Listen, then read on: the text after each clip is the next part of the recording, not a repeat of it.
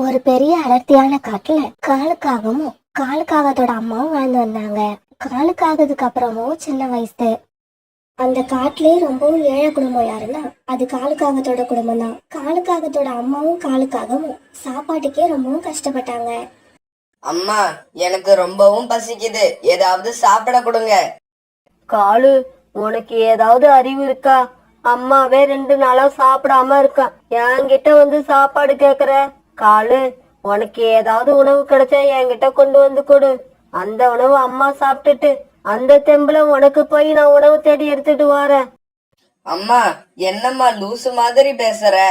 எனக்கு கிடைச்ச உணவை உன்கிட்ட கொண்டு வந்து கொடுத்து அத நீ சாப்பிட்டுட்டு அதுக்கப்புறம் எனக்கு போய் உணவு தேடி எடுத்துக்கிட்டு வர்றதுக்கு எனக்கு கிடைச்ச உணவை நானே சாப்பிட்டுருவேன். அந்த காட்டுல உள்ள மத்த பறவைகள் எல்லாம் காலுக்காகத்தோட குடும்பம் ரொம்பவும் ஏழையா இருக்கிறதால இவங்கள மதிக்கவே மாட்டாங்க, ரொம்பவும் கிண்டல் பண்ணுவாங்க. ஆமா, நீங்க 2 பேரும் இன்னைக்காவது சாப்பிடுவீங்களா, இல்ல இன்னைக்கும் தண்ணி குடிச்சிட்டு படுத்துடுவீங்களா? ஐயா, தண்ணிய குடிச்சிட்டு படுக்கலான்னு தான் பார்த்தோம், ஆனா குடிக்க தண்ணி கூட எங்க வீட்டுல இல்ல. நான் என் பையனை அழைச்சுக்கிட்டு உங்க வீட்டுக்கு வரேன், குடிக்கிறதுக்கு தண்ணியாவது கொடுங்க ஐயா. உங்ககிட்ட போய் கேட்டேன் பாரு, என் புத்திய செருப்பால அடிச்சுக்கணும். அம்மா, இந்த பறவைகள் ஏமா இப்படி இரக்கமே இல்லாம இருக்காங்க? காலு, இந்த உலகமே இப்படிதான், இவங்களை எல்லாம் நம்மளால புரிஞ்சிக்கவே முடியாது. ஏமா அப்படி? ஏன் நம்மளால புரிஞ்சுக்க முடியாது? அதுக்கெல்லாம் மூளை வேணும்னு நினைக்கிறேன்.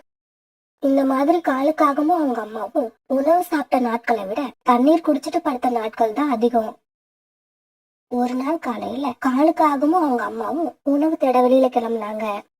காலு, இன்னைக்கு அம்மாவுக்கு மசால் தோசை சாப்பிடணும் போல இருக்கு. அம்மா, என்னம்மா இப்படி இருக்க? 2 நாளா சாப்பிடாம பசி உயிர் போகுது, இந்த நேரத்துல மசாலா தோசை சாப்பிட ஆசைப்படுற? பிறகு ரொம்ப பசியா இருந்ததால ஒரு வீட்டுல போய் உணவு கேட்டாங்க. ஐயா, ரொம்ப பசியா இருக்குது ஐயா, சாப்பிட மசால் தோசை இருந்தா கொடுங்க. கேக்குறதோ பிச்சை, இதுல டிமாண்ட் வச்சு வேற கேக்குறீங்களா? இங்க பாருங்க, என்கிட்ட 2 இட்லி இருக்கு, இருந்தாலும் இந்த மாதிரி திமிரு பிடிச்ச உங்களுக்கு அதை கொடுக்கவே மாட்டேன். கிளம்புங்க இங்க இருந்து. அம்மா, இனிமே நான் தனியா போய் உணவு தேடிக்கிறேன், உங்க கூட வந்தா நானும் பட்டினி கடந்துதான் சாகணும். இப்படியே சில நாட்கள் நகர்ந்துச்சு. ஒரு நாள் காலையில காலுக்காக எழுந்திரிச்சதுக்கு அப்புறமும் காலுக்காகத்தோட அம்மா எழுந்திருக்கவே இல்ல. காலுக்காக தன்னோட அம்மாவை தொட்டு பார்த்தப்ப அவங்களுக்கு பயங்கரமா ஜுரம் அடிச்சுக்கிட்டு இருந்தது. உடனே தன்னோட அம்மா உடல்நிலைய பார்த்து பயந்து போன காலுக்காகவும் பறந்து போய் பறந்து டாக்டர் அழைச்சிட்டு வந்தது. டாக்டர், டாக்டர், எங்க அம்மாவுக்கு என்னன்னு சீக்கிரமா பாருங்க, எனக்கு ரொம்ப பயமா இருக்கு. பாக்குறேன் காலு, அத பாக்கறதுக்கு தானே வந்திருக்க. இப்படி சொன்ன பறந்த டாக்டர் காலுக்காகத்தோட அம்மாவை செக் பண்ணி பார்த்தாங்க. இப்படி செக் பண்ணி பார்த்த பறந்த டாக்டர் பிறகு காலுக்காகத்துக்கிட்ட இப்படி பேச ஆரம்பிச்சாங்க. காலு, உங்க அம்மாவுக்கு வந்த ஜுரத்துக்கு வீட்டுல வச்சு ட்ரீட்மெண்ட் பண்ண முடியாது, இவங்கள உடனே அழைச்சிக்கிட்டு வந்து ஹாஸ்பிட்டல்ல சேரு.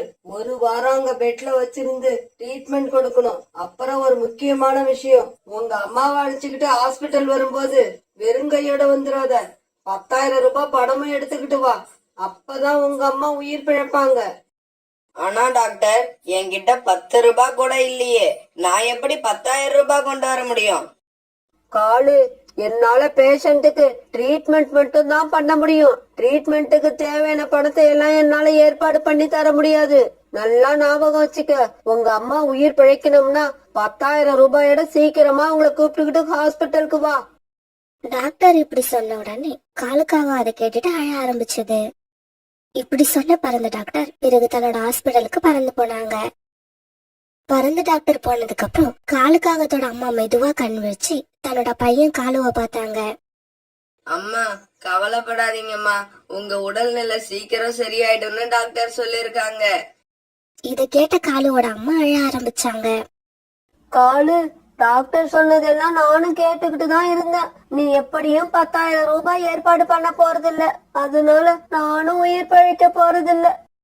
அம்மா, இப்படி எல்லாம் பேசாதீங்கம்மா, எனக்கு ரொம்ப அழுகையா வருது.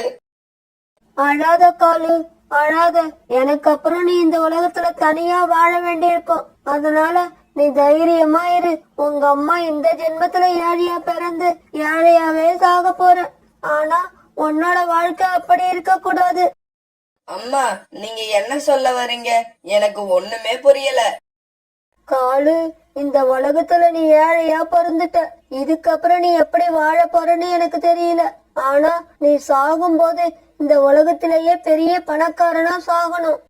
அம்மா, இதெல்லாம் நடக்கிற காரியமா? நீ நடத்தி காட்டணும் காலு, நீ நடத்தி காட்டணும்.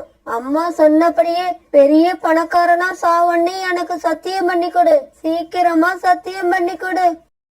சத்தியம் பண்றேம்மா, சத்தியம் பண்றேன். உங்க ஆசைப்படியே நான் சாகும்போது இந்த காட்டுலயே பெரிய பணக்காரனா இருப்பேன். இது சத்தியம்மா, இது சத்தியம். காலுவோட இந்த சத்தியத்தை கேட்ட உடனே அவங்க அம்மா ரொம்பவும் சந்தோஷமா தன்னோட கண்ணை மூடி இறந்து போயிட்டாங்க. தன்னோட அம்மா இறந்து போனதை பார்த்த காலு மனசுடைஞ்சு ரொம்ப நேரம் அழுதுகிட்டே நின்னுது. இப்படியே சில நாட்கள் நகர்ந்துச்சு. ஒரு நாள் காலுக்காகவும் ஒரு பெரிய மரத்து மேல உட்காந்து தன்னோட அம்மாவுக்கு செஞ்சு கொடுத்த சத்தியத்தை பத்தி யோசிச்சுக்கிட்டு இருந்தது. ஆமா, அம்மா சாகும்போது ஏதோ ஒரு சத்தியம் பண்ணி கொடுத்தோமே, அது என்ன சத்தியம்? சரியா ஞாபகமே வரலையே. இப்ப ஞாபகம் வந்துருச்சு. நாம சாகறதுக்குள்ள பெரிய பணக்காரன் ஆயிடுவோம்னு சத்தியம் பண்ணி கொடுத்திருக்கோம். ஆமா, பெரிய பணக்காரன் ஆகணுங்கிறது மட்டும் தெரியுது. ஆனா பணக்காரன் ஆகிறதுக்கு என்ன செய்யணும்னு தெரியலையே. இப்படி யோசிச்ச காலுக்காகும் உடனே பக்கத்து மரத்துல உட்கார்ந்து இருந்த ஒரு பாபா கிட்ட போச்சு. பாபாஜி, பாபாஜி, நான் இந்த காட்டுலயே பெரிய பணக்காரன் ஆகணும். அதுக்கு என்ன பண்றது? நீ பெரிய பணக்காரன் ஆகணும்னா அதுக்கு நீ கடுமையா உழைக்கணும். பாபாஜி, அப்பனா நான் பெரிய பணக்காரன் ஆகவே முடியாதா? இருக்கு, இன்னும் ஒரு வழி இருக்கு. அந்த வழியில நீ பெரிய பணக்காரன் ஆகணும்னா அதுக்கு முன்னால நீ பெரிய ரவுடி ஆகணும். பாபாஜி, இந்த வழி கொஞ்சம் ஈஸியான வழியா இருக்கும்னு நினைக்கிறேன். சரி சரி, நான் ரவுடி ஆகணும்னா அதுக்கு என்ன பண்ணணும்? தம்பி, பொதுவா ரவுடிங்கன்னா போலீஸ்க்கு பயப்படுவாங்க.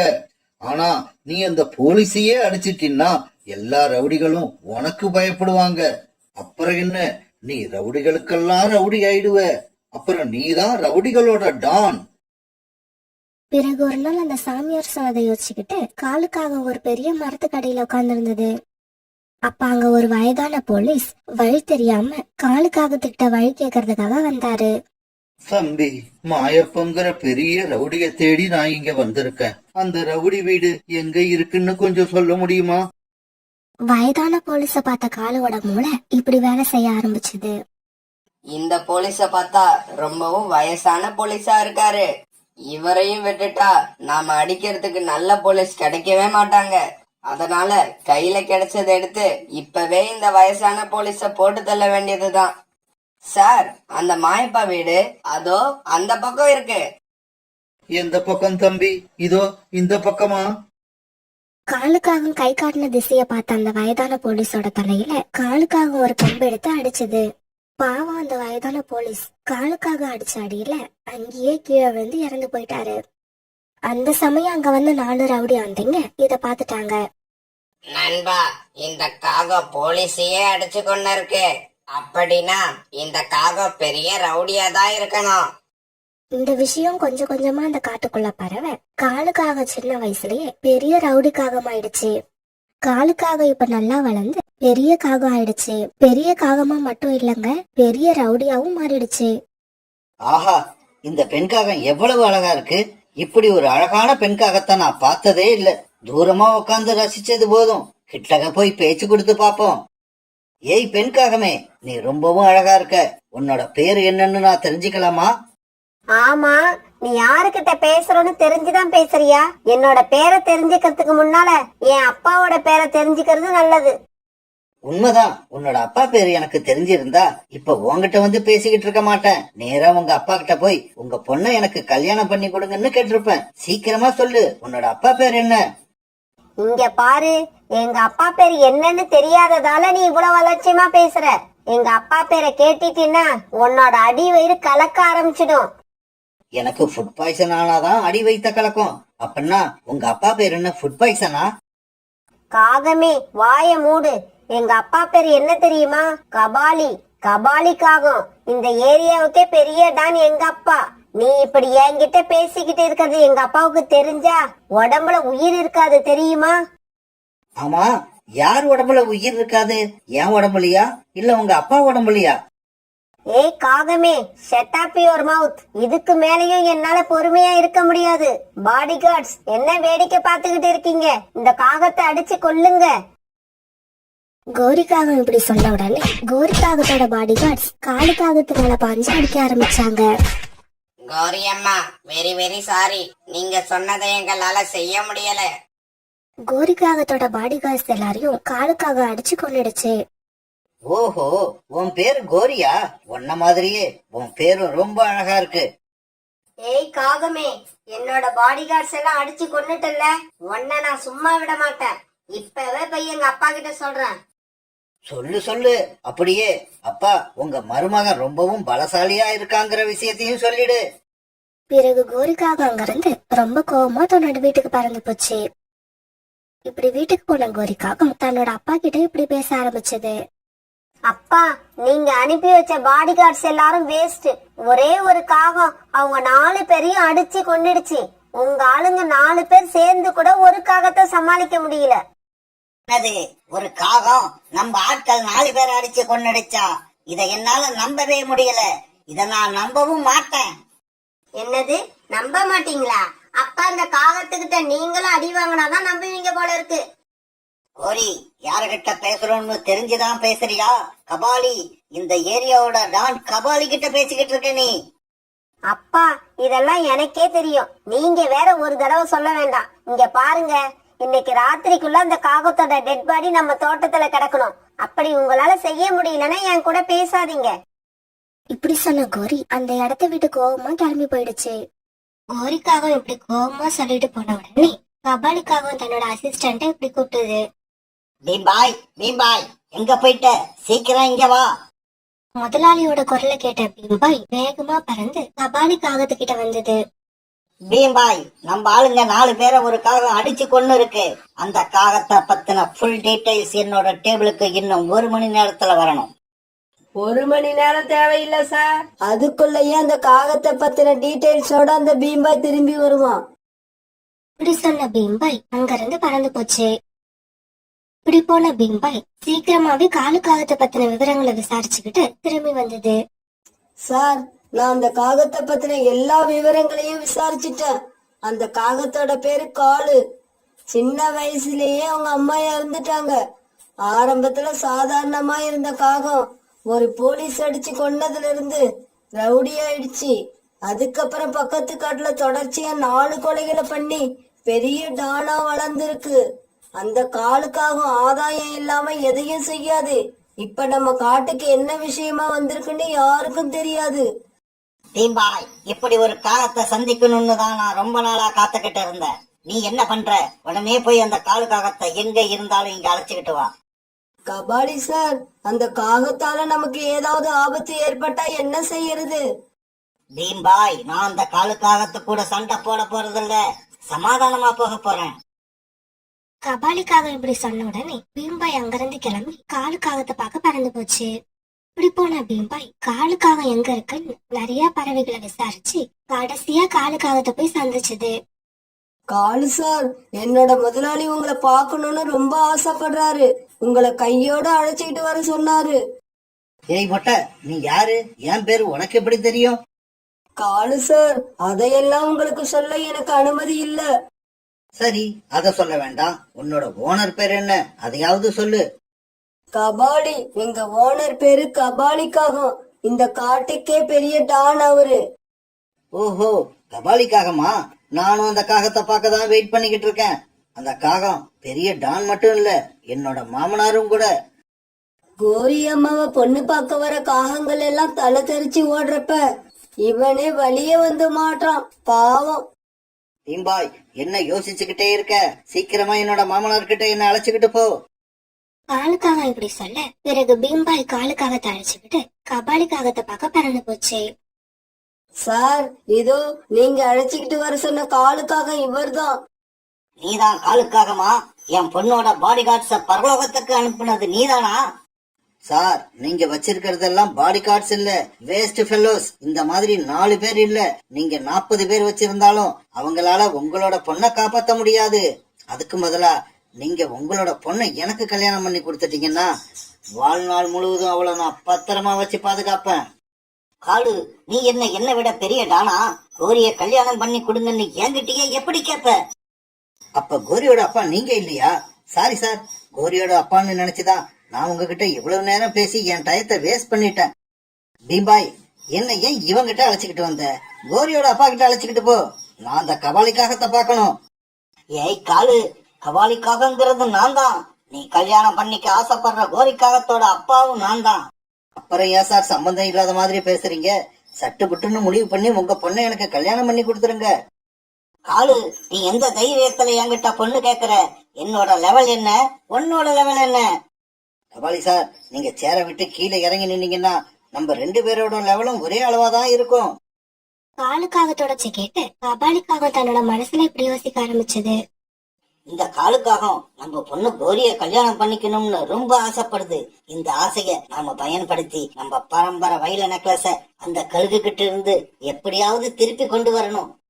காலு, நீ ஆசைப்பட்டபடியே என் பொண்ணை உனக்கு நான் கல்யாணம் பண்ணி கொடுக்கறேன். ஆனா அப்படி நீ என் பொண்ணை கல்யாணம் பண்ணணும்னா அதுக்கு ஒரு நிபந்தனை இருக்கு. என்னது? கோரிய கல்யாணம் பண்ணிக்க நிபந்தனை இருக்கா? என்ன நிபந்தனை? சீக்கிரம் சொல்லுங்க. கோரிக்காக நான் எதையும் செய்ய தயாரா இருக்கேன். என்னோட பரம்பரை வைர நெக்லஸ் பொண்ணு எங்க கிட்ட ரொம்ப நாளா இருந்தது. அத ஒரு கழுகு எங்க கிட்ட இருந்து திருடிக்கிட்டு போயிடுச்சு. அந்த கழுக கொன்னு நீ அந்த வைர நெக்லஸ மீட்டு கொண்டு வரணும். அப்படி கொண்டு வந்துட்டீன்னா என் பொண்ணு கோரிய உனக்கு நான் கல்யாணம் பண்ணி கொடுப்பேன். இவ்வளவுதானா? சரி சரி, அந்த கழுகு இப்ப எங்க இருக்குன்னு சொல்லுங்க. நெக்லஸோட வாரம் கபாலி சார். அப்புறம் ஒரு விஷயம், நான் அந்த வைர நெக்லஸ கொண்டு வந்துட்டேன்னா கோரிய எனக்கு கல்யாணம் பண்ணி கொடுத்தா மட்டும் பத்தாது. என்னது? கோரிய கல்யாணம் பண்ணி கொடுத்தா மட்டும் பத்தாதா? வேற என்ன எதிர்பார்க்கிற? அப்படி அந்த வைர நெக்லஸ நான் கொண்டு வந்துட்டேன்னா இங்க உள்ள எல்லா காட்டுக்குமே நான் தான் டானா இருக்கணும். அதுக்காக நீங்க உங்களோட பதவியை எனக்கு விட்டு கொடுக்கணும். அப்பதான் என் மனசுல உள்ள ஆசைப்படி நான் பெரிய பணக்காரன் ஆக முடியும். ஓகே காலு, ஓகே. உன்னோட நிபந்தனைக்கு நான் சம்மதிக்கிறேன். நான் சொன்னபடி நெக்லஸ நீ கொண்டு வந்துட்டீன்னா என் பொண்ணு மட்டும் இல்ல, இங்க உள்ள எல்லா காட்டுக்குமே நீதான் டானா இருப்ப. இதுக்கு நான் மனப்பூர்வமா சம்மதிக்கிறேன். அந்த கழுகு இந்த காட்டோட கடைசியில இருக்கிற மலைப்பகுதியில தான் இருக்கு. கபாலிக்காக இப்படி சொல்ல உடனே காலுக்காக அந்த கழுகை சந்திக்கிறதுக்காக அந்த இடத்த விட்டு பறந்து போச்சு. இவங்க பேசினது எல்லாத்தையும் கோரிக்காக ஒரு மரத்துக்கு பின்னால ஒளிஞ்சிருந்து கேட்டுக்கிட்டே இருந்தது. இந்த காலுக்காக நம்ம மேல எவ்வளவு அன்பு வச்சிருக்கு. நம்மள கல்யாணம் பண்ணிக்கிறதுக்காக அந்த கழுகு எதிர்த்து போராட போயிருக்கு. நாம நினைச்சபடியே அந்த வைர நெக்லஸை எடுத்துக்கிட்டு திரும்பி வந்துடுச்சுன்னா இந்த காலுக்காகத்தான் நான் கண்டிப்பா கல்யாணம் பண்ணிப்பேன். இப்படி போன காலுக்காகவும் அந்த கழுகோட ஏரியாக்குள்ள போய் ஒரு இடத்துல உட்காந்து கண்காணிக்க ஆரம்பிச்சது. அப்ப அந்த இடத்த காவல் காத்துக்கிட்டு இருந்த ஆந்த வீரர்கள் காலுக்காக அங்க உட்கார்ந்து இருக்கத பார்த்துட்டு அதுகிட்ட வந்தாங்க. ஏய் காகமே, நீ எதுக்காக இங்க வந்து உட்கார்ந்து இருக்க? யார பாக்கறதுக்காக வந்த? நான் யார பாக்குறதுக்காக இங்க வரல, சும்மா காத்து வாங்கலாமேன்னு வெளியே கிளம்பி வந்தேன். இந்த இடம் பார்க்க நல்லா இருந்தது, அதனால இங்க வந்து உட்கார்ந்தேன். இங்க பார், இந்த இடம் பூரா கழுகக்காவுக்கு சொந்தமானது. அவங்களோட அனுமதி இல்லாம யாரும் இங்க வரக்கூடாது. சீக்கிரமா கிளம்பி போ இங்க இருந்து. ஆமா, எதுக்காக என்ன இவ்வளவு வேகமா இங்க இருந்து விரட்டுறீங்க? நான் கொஞ்ச நேரம் இங்க உட்கார்ந்து காத்து வாங்கிட்டு போயிடுறேன். இங்க பாரு காகமே, நாங்க பகல்ல இங்க உள்ள மரத்தடியில படுத்து ஆனந்தமா தூங்குறது வழக்கம். ஆனா நீ இங்க உட்கார்ந்து இருக்கிறது எங்களுக்கு ரொம்ப இடைஞ்சலா இருக்கு. அதனாலதான் சொல்றோம், சீக்கிரம் கிளம்பி போயிடு. அந்த வீரர்களே, நான் உங்களுக்கு எந்த தொந்தரவும் செய்ய மாட்டேன். நீங்க தாராளமா போய் தூங்கலாம். நான் இன்னும் கொஞ்ச நேரத்துல இங்க இருந்து கிளம்பி போயிடுவேன். நண்பா வா, நாம போய் தூங்குவோம். இந்த காகத்தை பார்க்க ரொம்ப நல்ல காகமா தெரியுது. இதால நமக்கு எந்த இடைஞ்சலும் வராது. இப்படி சொன்ன ஆந்தைகள் பிறகு ஆளுக்கு ஒரு மரத்தடியில போய் படுத்து தூங்க ஆரம்பிச்சாங்க. இதுதான் நல்ல சந்தர்ப்பம். ஒவ்வொரு ஆந்தையையும் தனித்தனியா போட்டு தள்ள வேண்டியதுதான். இப்படி சொன்ன காலுக்காகவும் பிறகு தூங்கிட்டு இருந்த ஆந்தைகள் பக்கத்துல போய் ஒவ்வொரு ஆந்தையா கொல்ல ஆரம்பிச்சது. 3 ஆந்தைகளை இப்படி கொல்ல காலுக்காகவும் 4வது ஆந்தையை மட்டும் கொல்லாம இப்படி பேச ஆரம்பிச்சது. இங்க பாரு, நான் கேட்ட கேள்விக்கு கரெக்டா பதில் சொன்னீன்னா உன்னை நான் உயிரோட விட்டுருவேன். அந்த கழுகு இப்ப எங்க இருக்கு அத மட்டும் சொல்லிடு. காகமே, இப்படியே நேரா போனா அங்க ஒரு கார்டன் வரும். அந்த கார்டன்ல தான் அந்த கழுகு தூங்கிக்கிட்டு இருக்கு. உடனே அந்த ஆந்தைய விட்டுட்டு காலுக்காக அந்த கழுக பார்க்க போச்சு.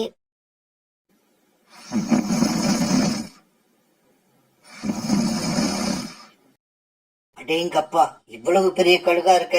நல்ல வேலை இது தூங்கிக்கிட்டு இருக்கு. இல்லன்னா நம்ம பாடு ரொம்பவும் திண்டாட்டம் ஆயிடும்.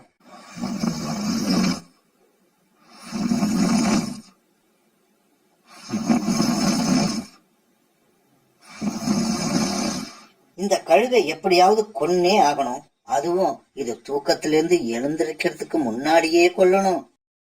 காலுக்காக இப்படி யோசிச்சுக்கிட்டு இருக்கப்பவே மரத்துல இருந்த ஒரு மாதுளம் பழம் கீழே விழுந்தது. இப்படி கீழே விழுந்த அந்த பழம் நேரா வாயை திறந்து கொரட்டை விட்டுட்டு இருந்த கழுகோட வாய்க்குள்ள விழுந்தது. மாதுளம் பழம் கழுகோட வாயில விழுந்ததால மூச்சு விட கழுகு ரொம்பவும் போராடுச்சு.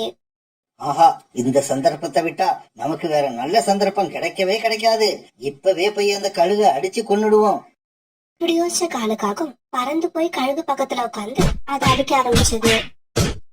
ஏற்கனவே மூச்சு விட முடியாம திணறிக்கிட்டு இருந்த அந்த கழுகு காலுக்காகத்தோட அடியை தாங்க முடியாம அப்படியே இறந்து போயிடுச்சு. உடனே ரொம்பவும் சந்தோஷப்பட்ட காலுக்காகவும் கழுகு கழுத்துல இருந்த வைர நெக்லஸ் எடுத்துக்கிட்டு கோரிக்காக அப்பா கபாலிக்காகத்தை பார்க்க பறந்து போச்சு. காலுக்காகவும் கொண்டு போன வைர நெக்லஸ தன்னோட பொண்ணு கோரிக்கு போட்டு அழகு பார்த்தது கபாலிக்காகும். காலுஜி, நான் நினைச்ச மாதிரியே நீங்க அந்த கழுகை கொன்னுட்டு இந்த வைர நெக்லஸோட திரும்பி வந்துட்டீங்க. உங்களுக்கு எப்படி நன்றி சொல்றதுன்னே எனக்கு தெரியல. எனக்கு கூட அந்த கழுகு வாயில விழுந்த மாதுளம்பழத்துக்கு எப்படி நன்றி சொல்றதுன்னே தெரியல. பிறகு கபாலிக்காகவும் காலுக்காகத்துக்கும் கோரிக்காகத்துக்கும் தடபுடலா கல்யாணம் செஞ்சு வச்சது. பிறகு காலுக்காகத்துக்கு வாக்கு கொடுத்தபடியே அங்க உள்ள எல்லா காடுகளுக்கும் கபாலிக்காகவும் காலுக்காகத்தை டானாக்கிடுச்சு. காலுக்காக தன்னோட அம்மாவுக்கு சத்தியம் செஞ்சு கொடுத்த மாதிரியே பெரிய பணக்காரன் ஆயிடுச்சு.